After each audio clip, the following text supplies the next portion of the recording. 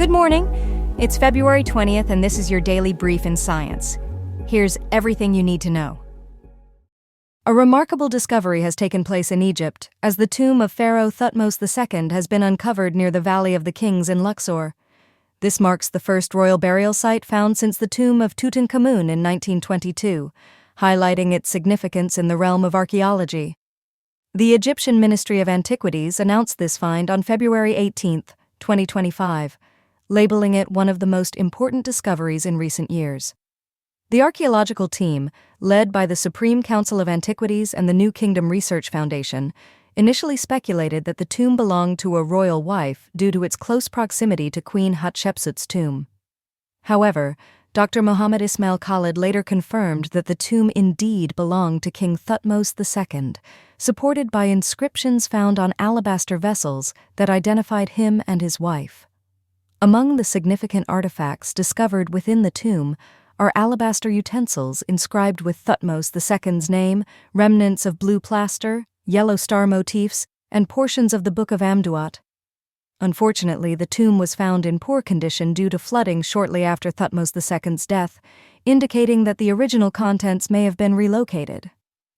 Additionally, funerary furniture belonging to Thutmose II was recovered, and the excavation team plans to continue their work to uncover more items initially placed in the tomb. Egypt's Minister of Tourism and Antiquities, Sharif Fathi, highlighted the importance of this discovery in advancing Egyptology and enhancing our understanding of human history. This find also aligns with Egypt's efforts to boost tourism, aiming to attract 18 million visitors in 2025, partly due to the upcoming opening of the Grand Egyptian Museum. The discovery concludes over 12 years of work by the New Kingdom Research Foundation and Egypt's Ministry of Tourism and Antiquities, which previously identified 54 tombs and over 30 royal women.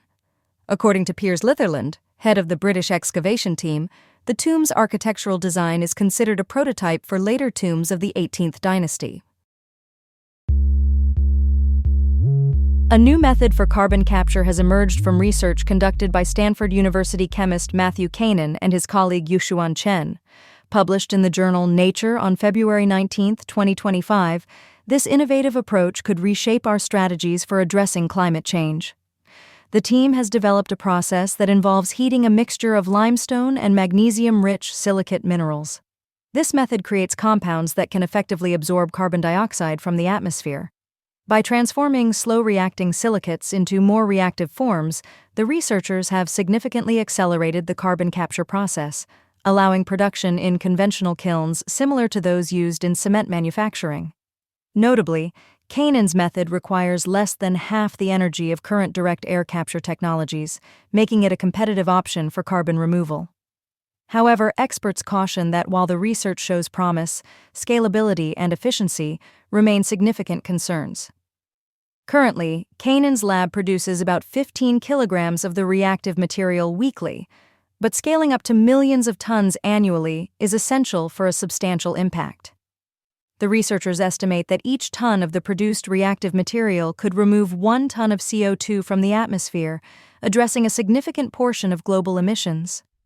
Kanan is also collaborating with electrical engineering professor Jonathan Fan to develop electric kilns that could further reduce emissions during production, aligning with sustainable practices. This technique accelerates the natural weathering process, which typically takes thousands of years, allowing for faster carbon capture. Utilizing abundant minerals like olivine and serpentine, which are estimated to exist in over 100,000 gigatons on Earth, this method has the potential to remove more carbon dioxide than humans have emitted historically. The captured carbon could also be utilized in agricultural soils, enhancing carbon capture and eventually sequestering it in the ocean. This research is supported by a grant from Stanford's Sustainability Accelerator, which aims to apply the findings for real-world use and tackle global warming challenges. Recent research has raised alarms about aspartame, a common artificial sweetener, linking it to an increased risk of heart problems. The study indicates that aspartame may elevate insulin levels, which can lead to atherosclerosis, the buildup of fatty plaque in arteries, thereby increasing inflammation and cardiovascular risk over time. Researchers discovered that the immune signal CX3CL1 becomes particularly active when insulin levels rise, contributing significantly to inflammation in blood vessels.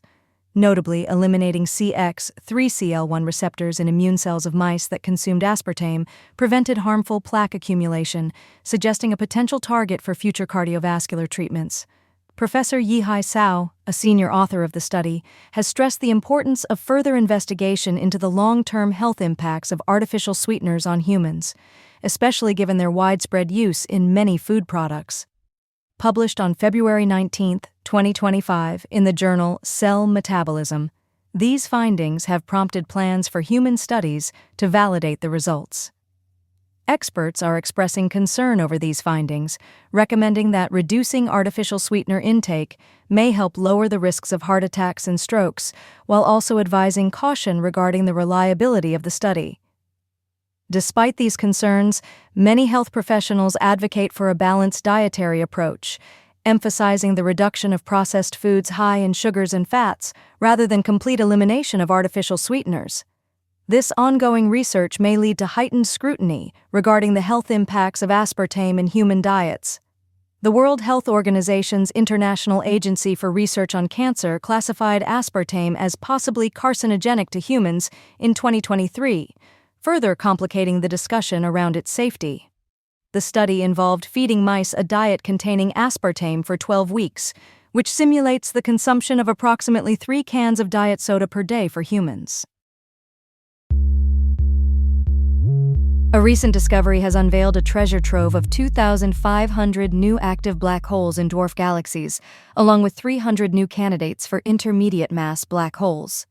This groundbreaking research utilized early data from the Dark Energy Spectroscopic Instrument, or DES-1, and marks a significant increase in our knowledge of these cosmic phenomena.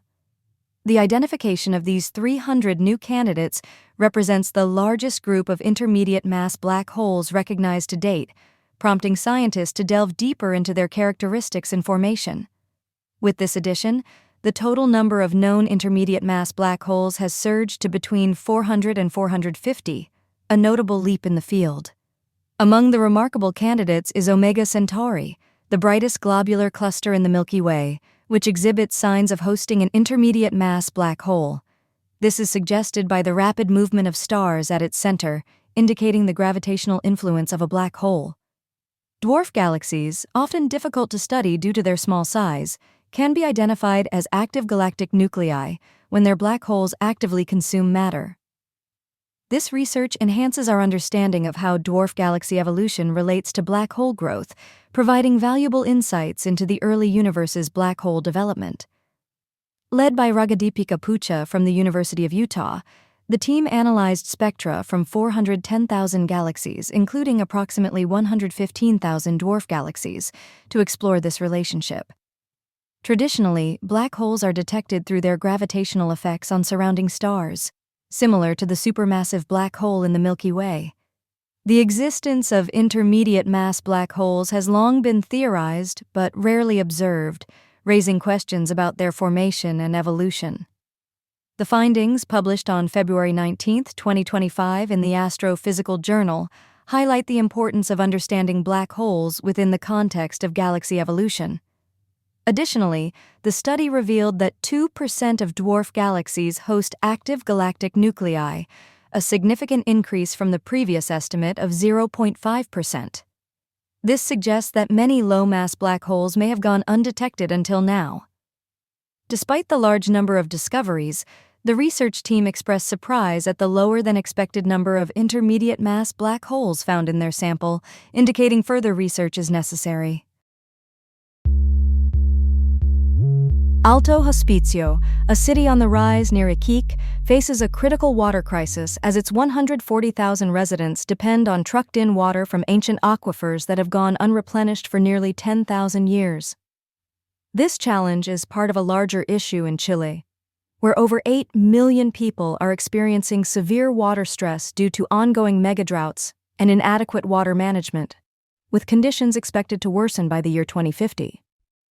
To address this urgent situation, researchers in Chile are exploring fog harvesting methods in the Atacama Desert, a region characterized by its extreme aridity, receiving less than 0.19 inches of rainfall annually.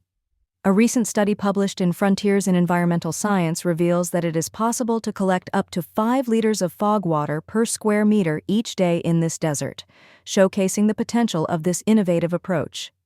Fog harvesting utilizes fine mesh nets suspended between poles to capture moisture from fog, which is then funneled into pipes and storage tanks, all without the need for electricity. To meet the weekly water demand of 300,000 liters in Alto Hospicio, around 17,000 square meters of fog collectors would be necessary, indicating a need for additional solutions as the city continues to grow. However, implementing fog harvesting comes with challenges, including the requirement for distribution infrastructure and storage, as well as reliance on fog density and seasonal changes. The study highlights that fog from the Pacific Ocean could serve as a reliable water source for informal settlements in the city that currently lack stable supplies. Virginia Carter, the lead author of the study, notes that while fog harvesting alone cannot solve the water crisis, it can play a significant role in the broader strategy. Researchers are urging policymakers to incorporate fog harvesting into national water strategies to bolster urban resilience against climate change. Additionally, Dr. Gambarini and her team are creating a national fog harvesting map to pinpoint ideal locations for collectors, taking advantage of Chile's unique geographical features. Pilot projects are being considered to demonstrate the feasibility of fog harvesting, with smaller setups potentially supplying water for parks or hydroponic farms, thus supporting local agriculture. This has been your Daily Brief in Science. To read more about these stories, follow the links in the episode bio. You can also subscribe to these updates via email at www.brief.news. For more daily podcasts about the topics you love, visit brief.news/podcasts. Tune in tomorrow. We'll be back with everything you need to know.